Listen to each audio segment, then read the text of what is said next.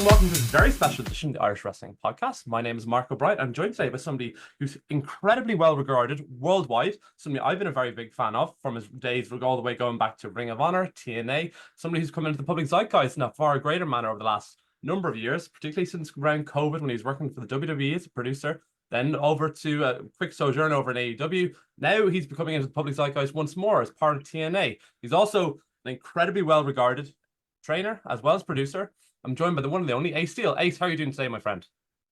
I'm doing great, Mark. Thanks for having me. I appreciate it. No problem at all. No problem at all. Listen, as I said, I have been a fan of yours going back to all the way towards, I suppose, the early 2000s when I first kind of came across TNA.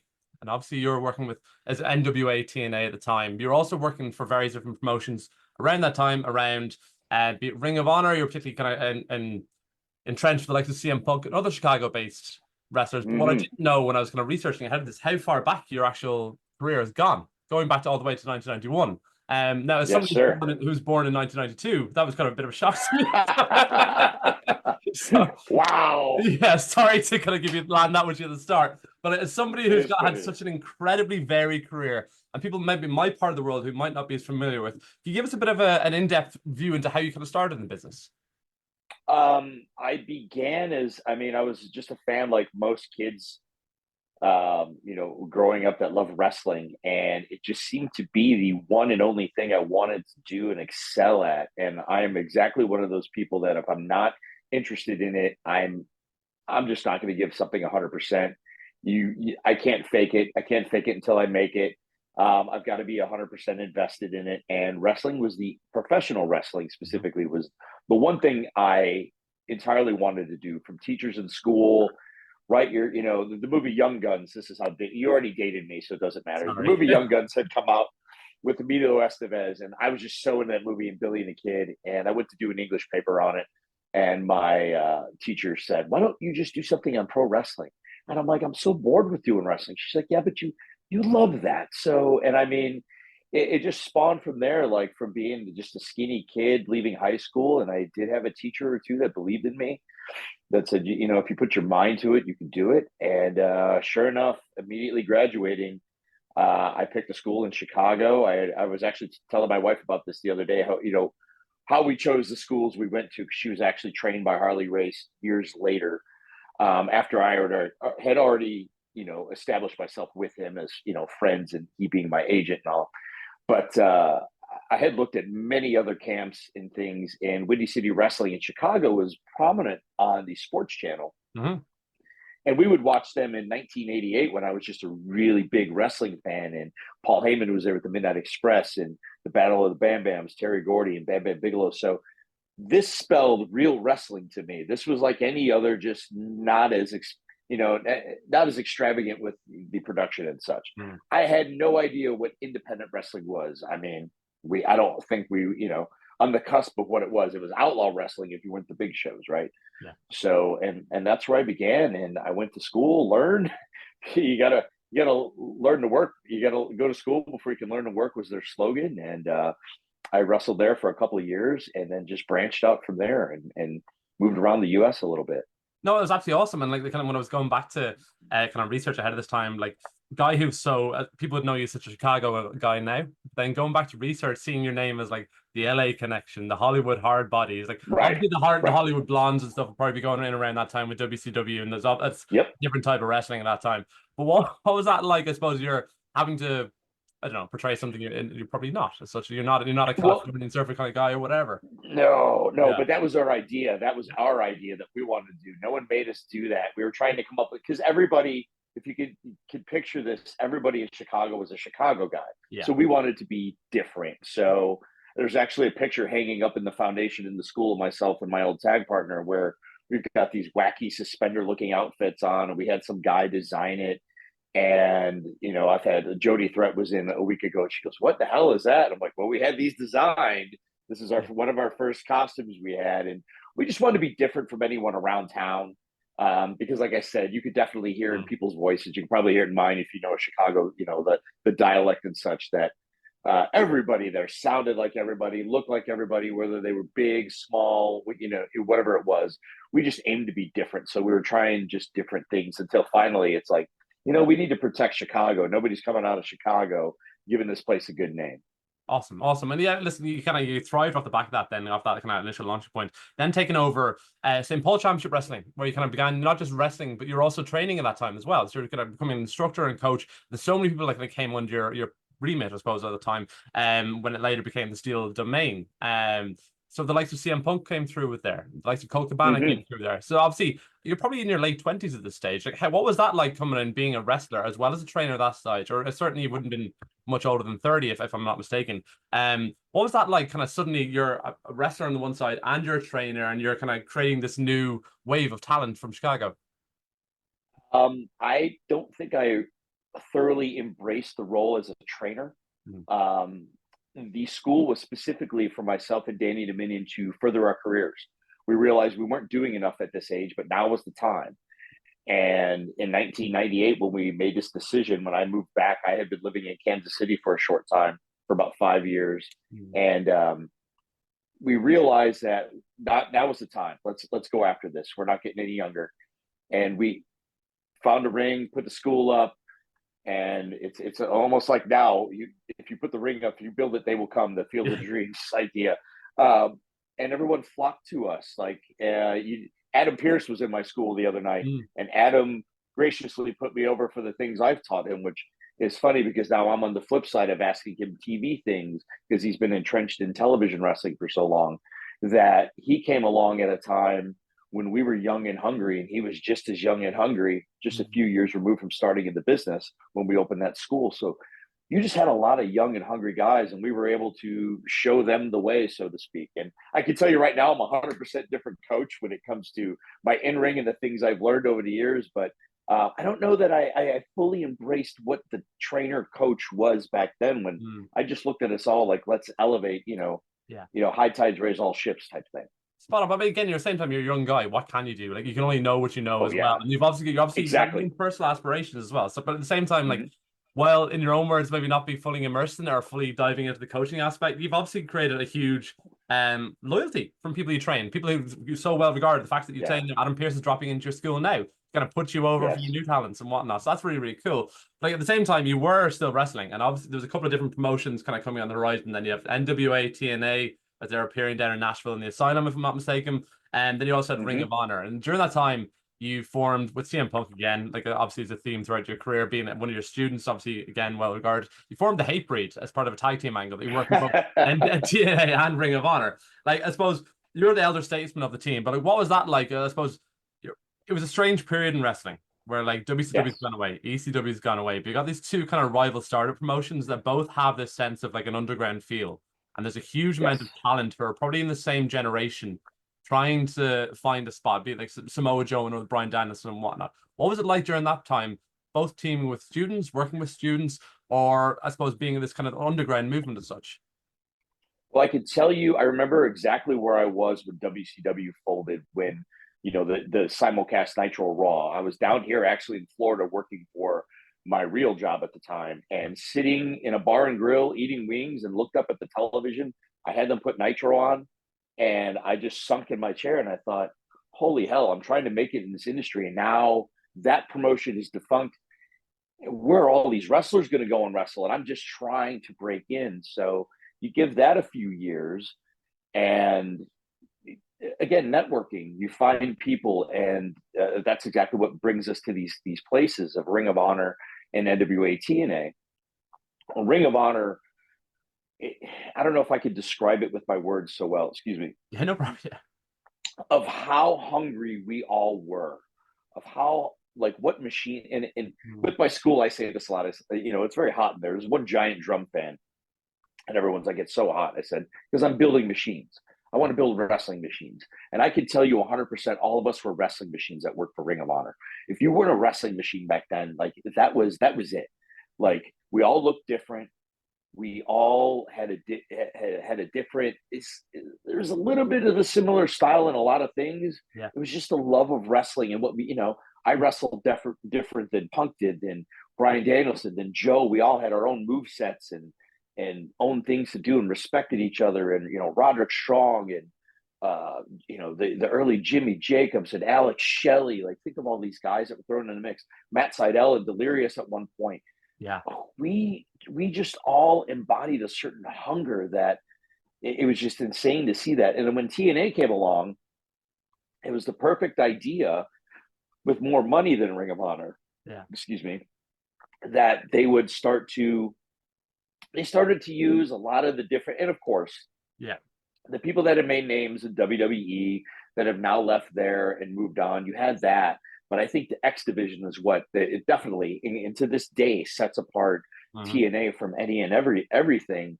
Is that style, that X division style, which really spawns a little more off what Ring of Honor was doing as well. So when AJ Styles comes in, and he was a part of the early Ring of Honor. Yeah. When, there's Low Key, there's, Jerry Lynn. You cannot forget Jerry Lynn, the awesome Jerry Lynn in the early X division. Going into that, like, it just, again, that hunger that we all had to prove, it was a proving ground. We all wanted to prove the world, because none of us, except for Joe, none of us were giant people. None of us were giant people. We weren't your big, giant road warrior looking guys. Or even when I went to Japan, Masawa's a massive dude. So is Kobashi. Like, these guys are huge, and none of us were really that, to where you look at the norm now, and even now I could be a sizable guy because the trajectory has changed in our business. Yeah. So I mean, just putting focus on the hunger that we all had. We were all machines, and we all wanted to get better, and be noticed for our craft. Yeah, I've spoken with the likes of Alex Shelley and Carrie Silken and a few other people over from that time over the last number of weeks.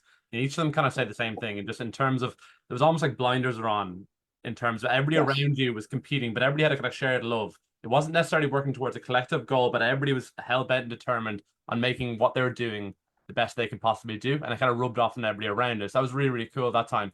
You've touched on it there a minute ago. He's a guy on your chest. He's a guy over your left shoulder, I believe. There's a poster up on the wall there. Harley Race. So you were a huge part of his promotion. He launched around about 2003, if I'm not mistaken, World League Wrestling. So you talked at the start, as you mentioned, he was your agent as well as your manager at the time. He also brought you over to Noah at a time where Noah was kind of freshly launched. You've still got the kind of the four pillars. You've got this is when the Kent is at his height, and you're facing the likes of Sawa. You're facing Akira True. You're facing like Kenta Kobashi. Then you're facing proper Kenta in 2005, the GHC junior heavyweight title. Yes, sir. And that run was obviously awesome for you in terms of your career and kind of being exposed to these different talents and whatnot. What was that whole run like, I suppose, being part of Noah?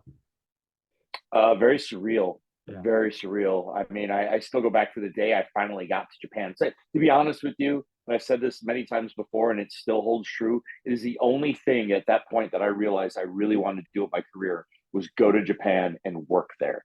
I never thought I would wrestle for WWE because of size. I never thought that was my goal. I thought I'd be a great territorial worker, but missed that by a couple of years.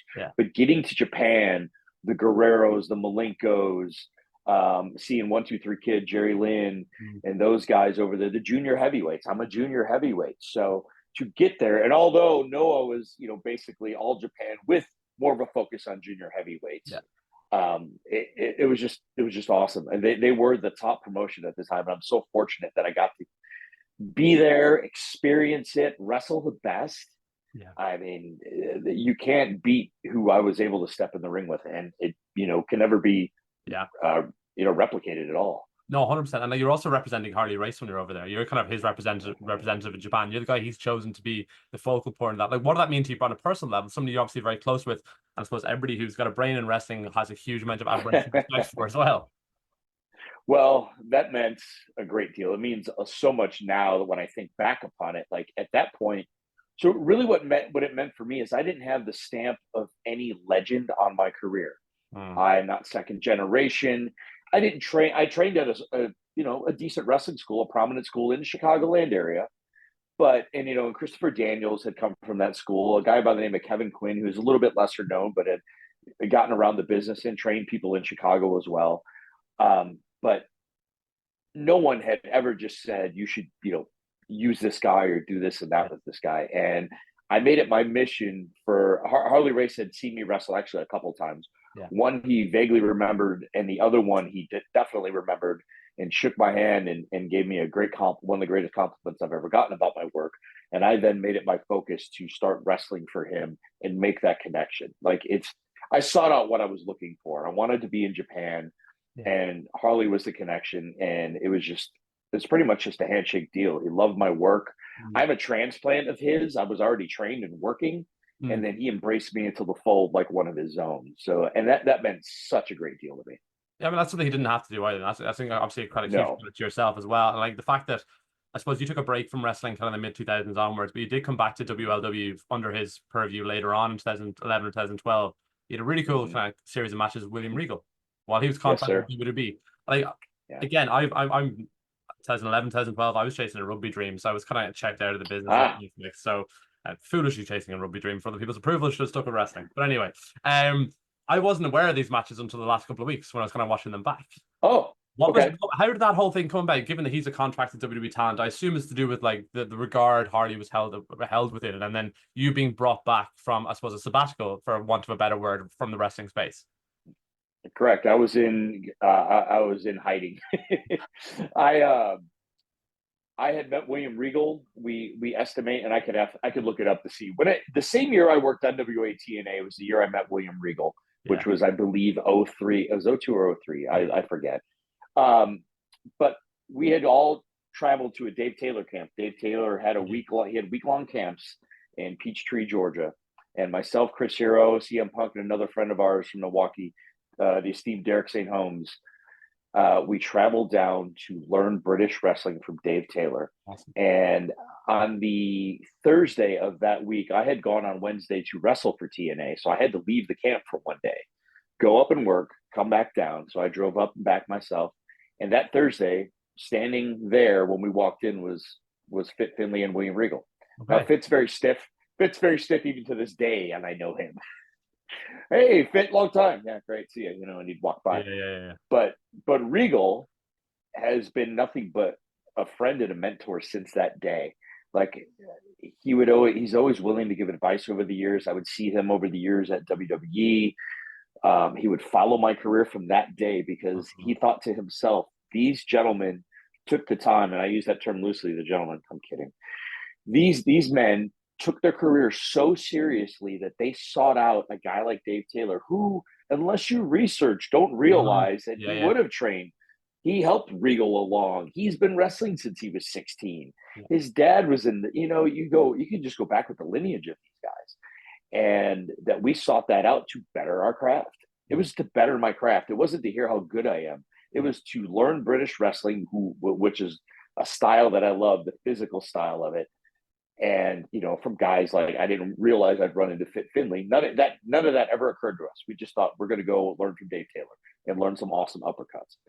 And all these years, and it even plays into my current time in the world when I got back into the industry. It really amounted to Harley Race had been doing week-long camps himself. Like, it was a unique situation where for years he was the only person that could bring representatives from Pro Wrestling Noah, then later New Japan Pro Wrestling. Someone from WWE would come down, and then possibly someone from another prominent independent promotion somewhere along the week to critique and look at talent.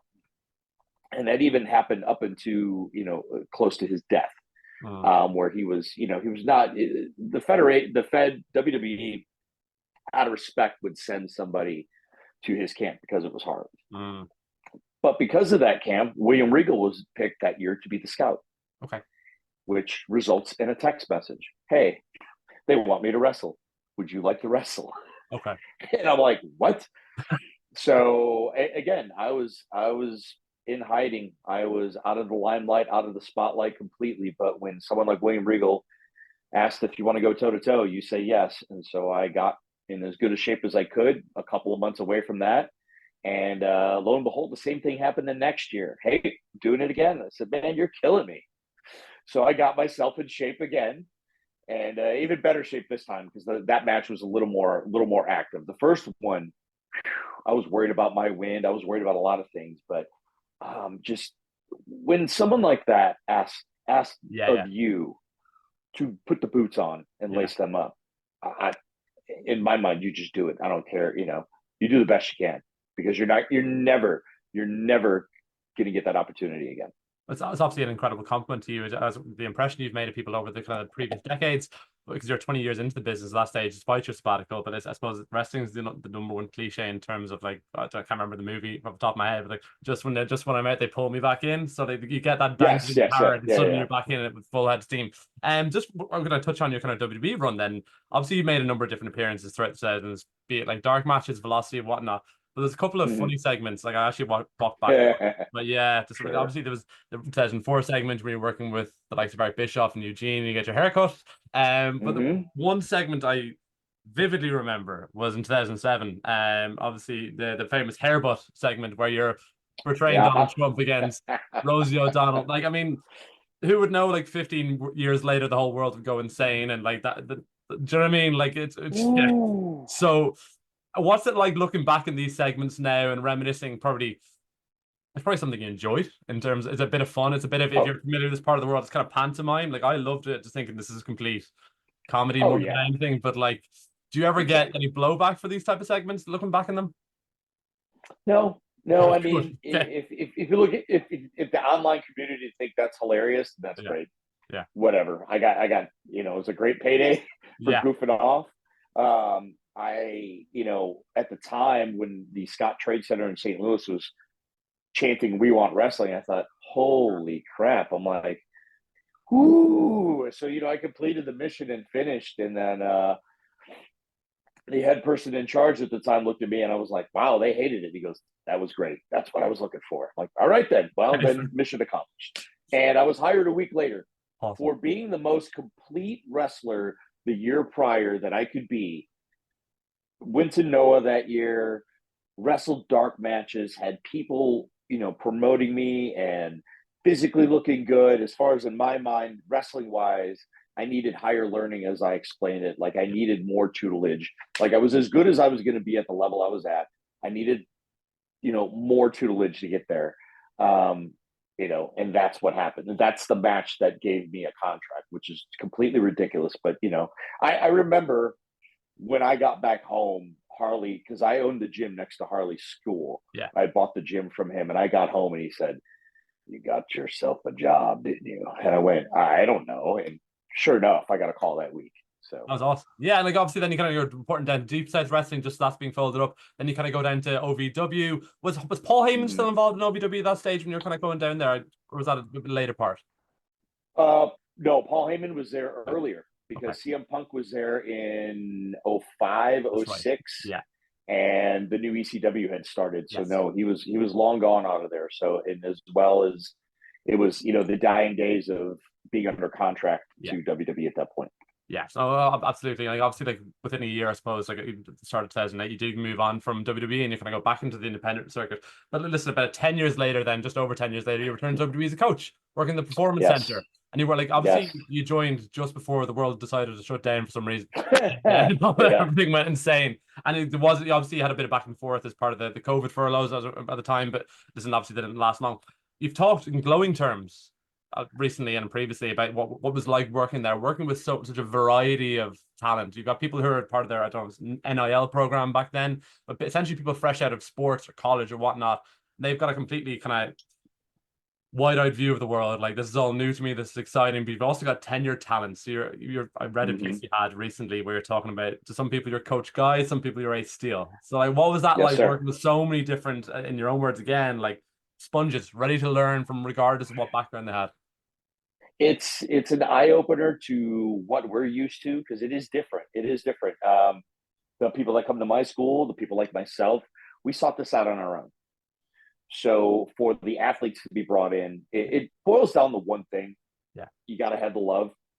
Yeah. If you don't have a love for this industry, you're never going to take to it.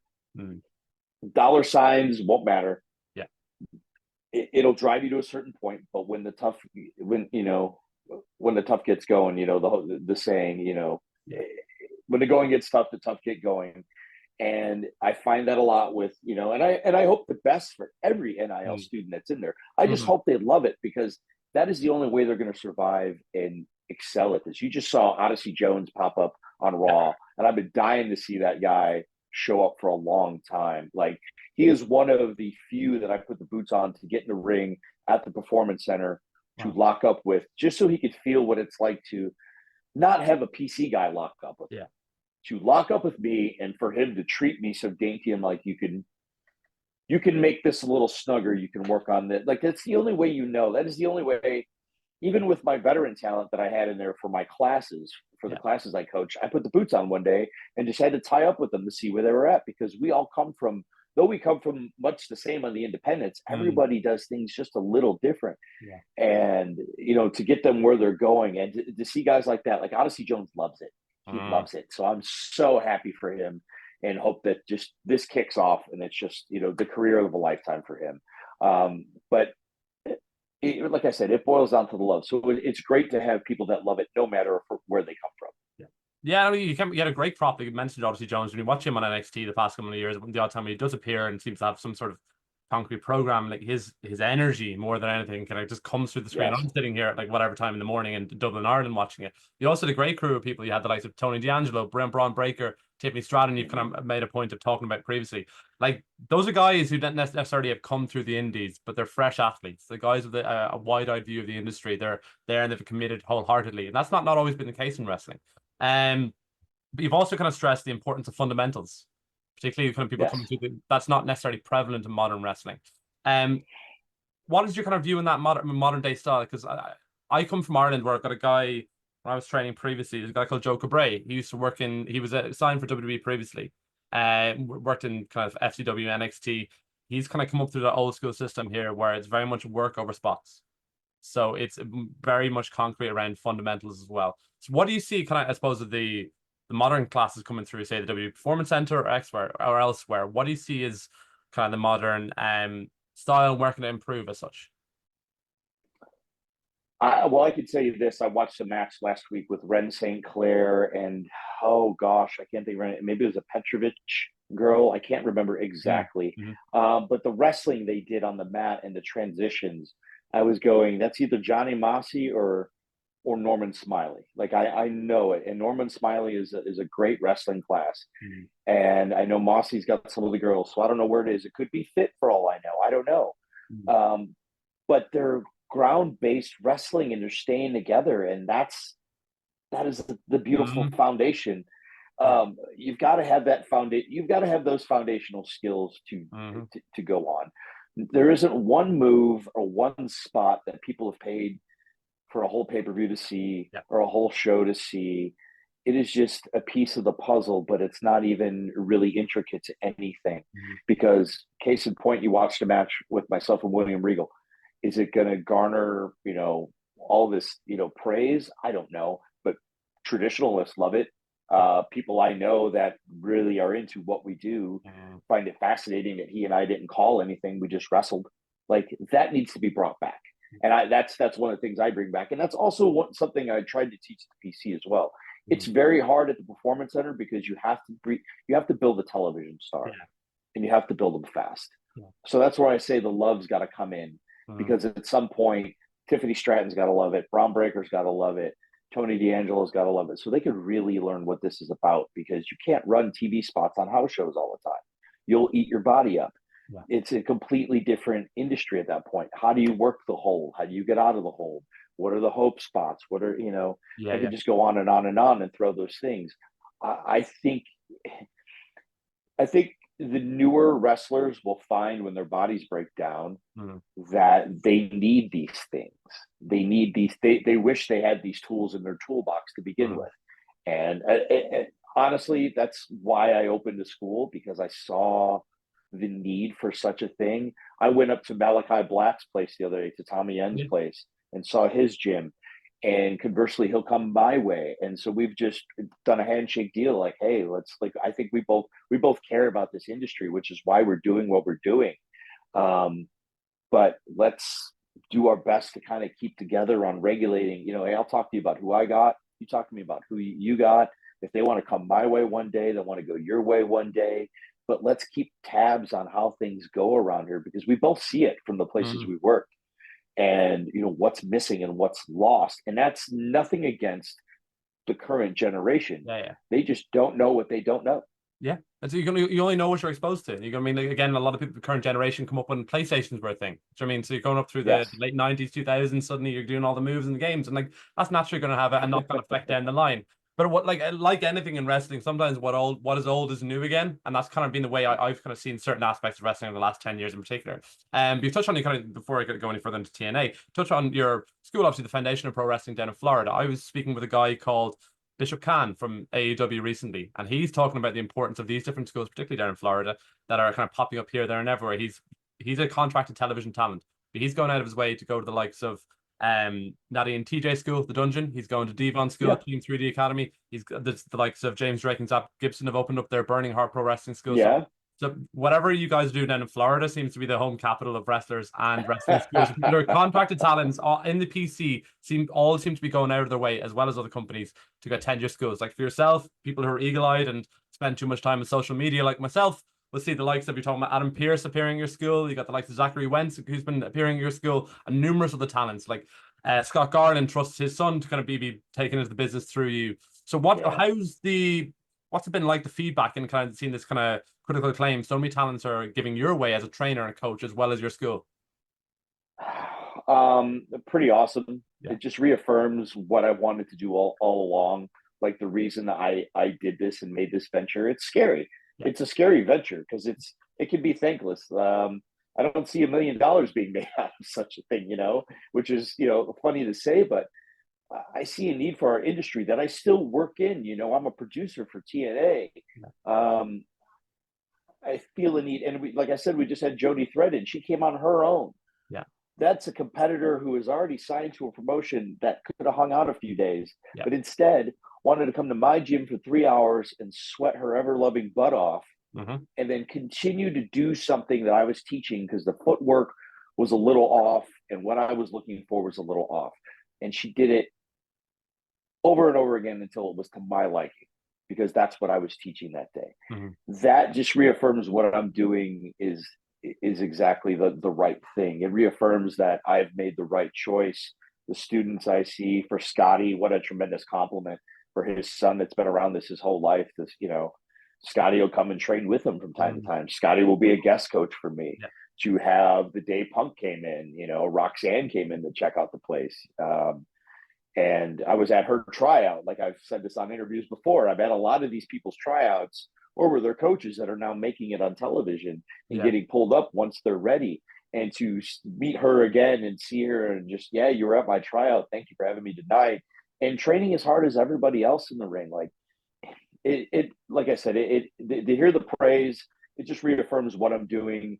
And I'm just, going forward, 1 foot at a time, just killing it, just looking to build this brand and build, I'm the 51st wrestling school in Florida, and that's great. I do what I do. Everyone else is great. They do what they do. We all have a separate little niche. And I just believe in what I do. I believe in the full power. I believe in the people that I train from the ground up are going to end up being such a credit to our industry. Awesome. Yeah, like Scott Garland, he's come over to Ireland numerous times the past couple of years, where he's done seminars, appeared in shows, and I've been fortunate to attend a few of his seminars. Absolute gentleman. And again, like his outlook on wrestling is absolutely unbelievable. So again, it's a huge compliment to you that he's kind of trusting the training of his son with you, because he could possibly do it himself. But like, again, you kind of touched on what is old is new again. The amount of talents that are contracted from numerous different companies, TNA, WWE, AEW, all going out of their way to attend these schools. So there is, in my view, there is a very much a push back towards traditional type wrestling. I think people are seeing like everything's cyclical. I mean, people can see that there's different types of stories. You can see what's happening on television, what's connecting with audiences. So people look to change their approach if they're looking to move possibly between companies as well. But you did touch on it a minute ago, like at the end of 2024, you rejoined TNA as a producer. This has also coincided with TNA as a company kind of going through a massive resurgence post their rebranding, being back to TNA. Obviously, it's incredibly different to what you're doing in your initial TNA run in terms of that's NWTNA, ownership and whatnot. It's essentially a different country and different company you're working for entirely, being under Anthem over in Canada. But what like overall, what's your experience been like working with TNA, just purely as a producer, first of all? Great. I'm cutting my chops more and more as a producer. I produce for other companies, starting with WWE, giving me that training ground and the basis, and then just, I don't say perfecting it, but just working hard at the craft. Yeah. Just like anything else, like to give me an opportunity to work with different talents. It's just like anything. Like How do you get through to someone? Yeah. How do you get them to see your vision? If you are asked for your vision, Mm. which is another great thing, is that I work with a guy with like Mustafa Ali, Yeah. who, when I was dipping out of wrestling, period, he's cutting his teeth on the Chicago Independents. So it's a little full circle. Oh, Ace is my agent. Okay. He'll go, I think we got it. What do you think about this? Like the minute that comes down, okay, awesome. Let's feed off of this. Same with Joe Hendry. Joe Hendry and I just were Mm. slammed together, and it's a great union Yeah. for working together. And lo and behold, it's obviously pure coincidence Yeah. that at the same time, this man has just finally hit his stride and Yeah. caught steam. And it's just an amazing thing to see. And now you get to see what you get to do with, he's one of the most over guys that exist at this moment. He could literally probably sneeze and make it into something and they would all clap, and Yeah. but he's doing great. I love the organization. It's a lot of good people. It's a lot of good people that, and it's great with now that NXT's, coming in with sending some of their talent to get a different flavor for their students. Yeah. Again, it goes back to, I'm never, like I said, at that point in '06, when I said I needed higher learning, you're never going to get any better if you stay working in the same system, same state, same promotion. If you're a big fish, little pond, you need to leave that. You'll never expand, which is why we went all over the US. Yeah. So for the PC folks that aren't able to do that, for them to get chosen to come over and work some TNA, get some different talent, and if they're allowing it, I hope they see that as the greatest gift, because, man, I love to, when I was in it, I loved to wrestle any and everybody I could. All the different talents I could, who I could lock up with, who I could learn from, the veterans that you have at TNA, like Tommy Dreamer, Lance Storm, Gail Kim, to work with the people that are there, like those veterans that have done things, been places, to work with them and feel, and that's a different feed from over at the Performance Center, where you've got Terry Taylor, Fit Finley. You've just got a lot of great people with a lot of great minds in this. And it's just a cool thing. It's a cool experience. It's obviously meant to happen. Oh yeah. It's meant to happen. I'm not a very big spiritual person, but when things are meant to happen, they're meant to, things happen for a reason. And I've been put on this course for a reason. And to have a school, to be put in TNA, Joe Hendry, these things, Punk's back in wrestling. Yeah. Sometimes things go to shit, for sure. Pardon my French, but yeah.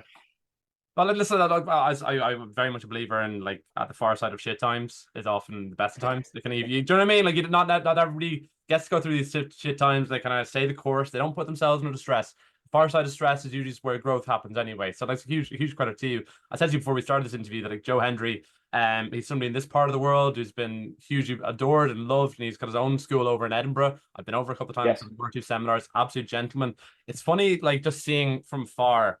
Like, again, people maybe in America might consider him an overnight success, but, like, he's had contracts with TNA before. He's had Ring of Honor contracts, and, like, his obviously his in-ring work's improved. But in terms of his presentation, aside from his hair, and he's a bit bigger now, like, there's not a huge. I mean, like, he's had the same theme for a long time. It's mad how, like, sometimes if you stick with something, you keep at it, and you try little small little tweaks here and there, and suddenly it just clicks, and the whole world suddenly explodes around you. The fact that he's been brought in, like, and he's from TNA to NXT, and he's almost been the focal front of everything that's happening on NXT as well. So a huge credit to him. And he's gone out of his way to kind of put over you, and the impact you personally have had an impact on his work in ring and how he sees things, which is absolutely amazing to see. But, like, as part of that, you've also got to team up with him on camera, which is obviously a bit of a change in course for you over the last number of years. But you're brought in as his manager. Kind of did a bit of a schmoz with Kazarian and Against All Odds. That led to a Chicago flight back in your hometown against Frank Kazarian in mid-June. What was that like to kind of go from, I don't know, out of the fire pit into the fire type cliche analogy or whatever? What was it like to go from 0 to 100 back into the wrestling ring with Frankie Kazarian? A bit of a whirlwind. It's still a little crazy that happened. We talked about the youthfulness of this industry. Well, I'm 51 years old. At 51, to realize, and Frankie's not much younger than me. I'm not not throwing stones at age, but to think, when I signed up at the Performance Center as a coach, one of the things that was said to me was, I think you know where you're at in your career and this is going to be great for you. And I said, yeah, I'm good. Never wrestling again. Yeah.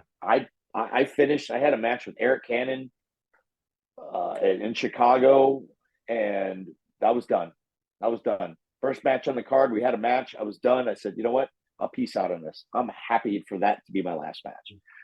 So for the opportunity to present itself again, and to present itself in such a light on a stage like TNA, on a national and global stage, shall we say? It's a global stage. It's not just national; it's a global stage.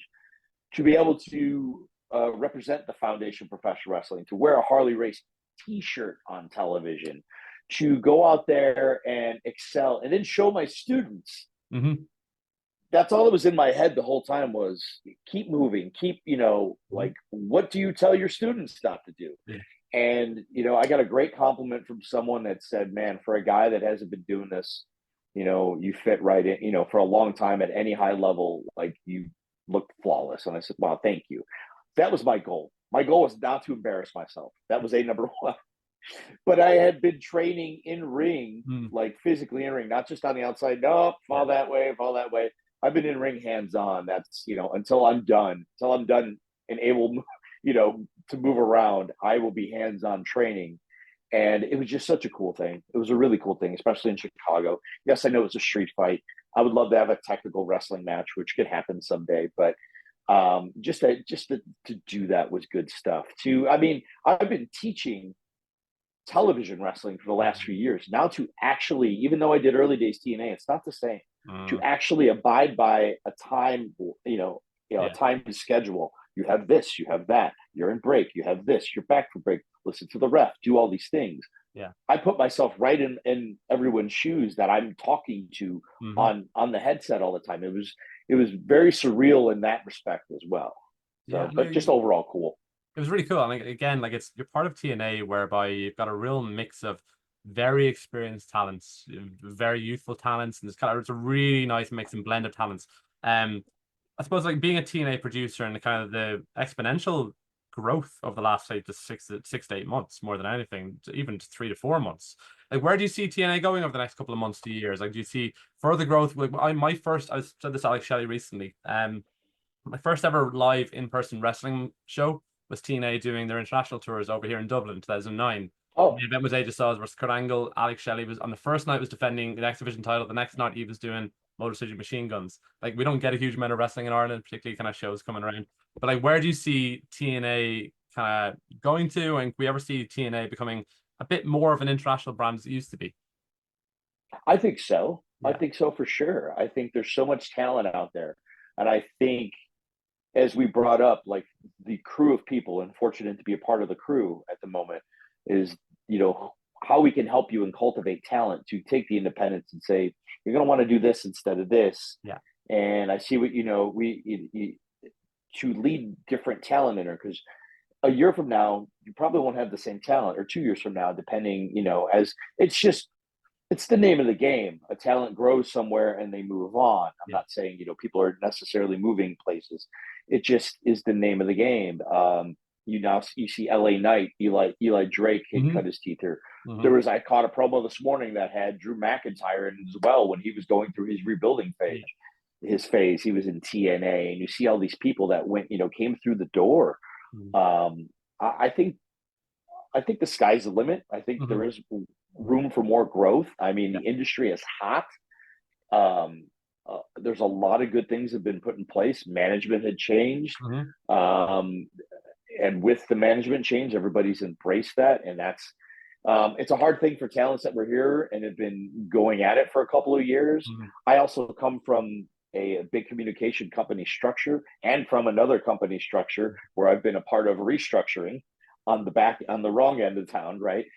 And it happens. There's always changes to that. And the best thing you could do is just, put your best foot forward and excel at what you can do and not worry about all the other stuff. And I think it'll all, you've got to obviously make smart decisions, but I think there's a lot of room for growth. I mean, because look at the houses they've done. Montreal was insane. Mm. Tampa, Florida last week had 2 weeks ago. I'm sorry, I think it was 2 weeks ago. I forget.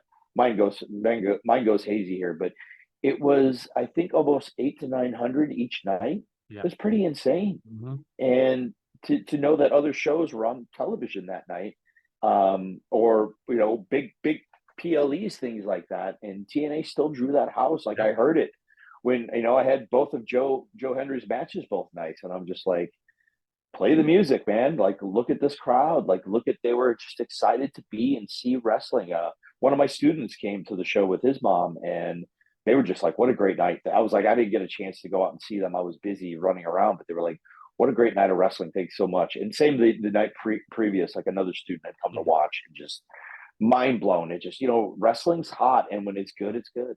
Yeah, and like, when it's good, it's good. And this past weekend, I was at a couple of different independent shows here in Ireland where TNA champions were represented. Nick Nemeth was over here. He's facing LJ Cleary, nice. who signed with Noah from over this part of the world. And blew my mind at how good it was. Like, I guarantee he's a guy under 25, but he's European wrestling's MVP, his moniker, but he's the hardest working wrestler in Europe. I guarantee within 12 months, be on your radar, WWE's radar, or elsewhere.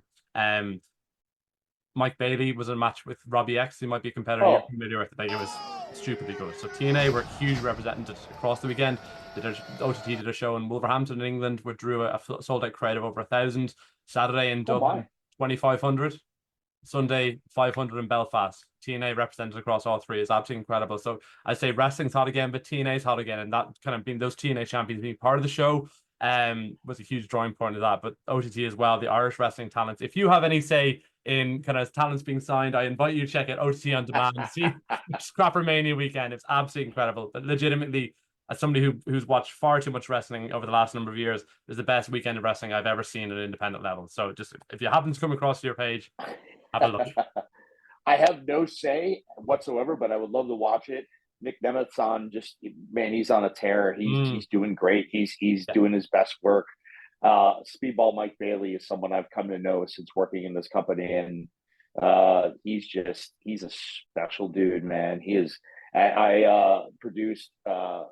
He and Mustafa Ali, I produced that match, and to see what to be a part of that, like, to be a part of him winning in Montreal, and the Earl Hebner thing, like, a lot of that, like, the whole thing, energy, like, it felt like I was in the match type of thing. But yeah, no, I would love it if you can link me to that some way, somehow. I would love to take a look. Promise you. Sorry, somebody else you might be familiar with, Danhausen, was on the show and he won the NLW championships. It was amazing. Yeah, it was absolutely. Listen, it's a show for everybody, and it was a huge spot in the show as well. So it was absolutely amazing. But listen, you've been incredibly generous with your time, Ace. You've got so much going on, be it across TNA, be it across the Foundation of Pro Wrestling. At the end of this month, my sister's birthday, actually, August 22nd. Happy birthday, Tara. You've got Joe Hendry is running a workshop with you guys in the Pro Wrestling School. Somebody that the whole world is in love with a minute, but people as part of the world have a huge fondness for as well. Do you have any other projects on the horizon? Where can people check these out? The foundationofprowrestling.com, that's the website. But I'm very active on Instagram, either at Aces of Steel, coincides with the Foundation of Pro Wrestling on Instagram itself, which you'll see all the videos. I'll post training videos. I'll let you know of everything upcoming, of the people that have popped in, information about training. I've actually got an international student in right now from Spain. He's training with me. So he is our very first. So I'm excited to keep filtering that in, having someone come down and, learn our way. And he's been taking to it great. And, for the things he's gotten to see in the last couple of weeks, just the people that have come in, he was just, he's just taken aback by everything we got going on. And yes, the Joe Hendry, I branded it a workshop. When I do seminars, I call them workshops because I work in the ring. You will actively break a sweat. It's not just me telling stories. It's 3 hours of let's work on some mechanics. Let's see what I can do to up your game just that little bit. And that's what Joe's there to do. And what a marketing genius, obviously, like you said, and talking about believing in himself, no pun intended. Now everyone believes in the guy, right? Yeah. But no, a guy who's bet on himself each and every time. And I employ everyone to come to this and come meet him. It's a unique opportunity that he is here in the States, because give it another year or a few months and you're not going to be able to touch this guy. You're not going to be able to, you'll see him entering and exiting arenas, and the meet and greets will probably be the only way. As far as getting him in ring to pick his brain, you're Mm. probably just going to have to be on a show with him somewhere.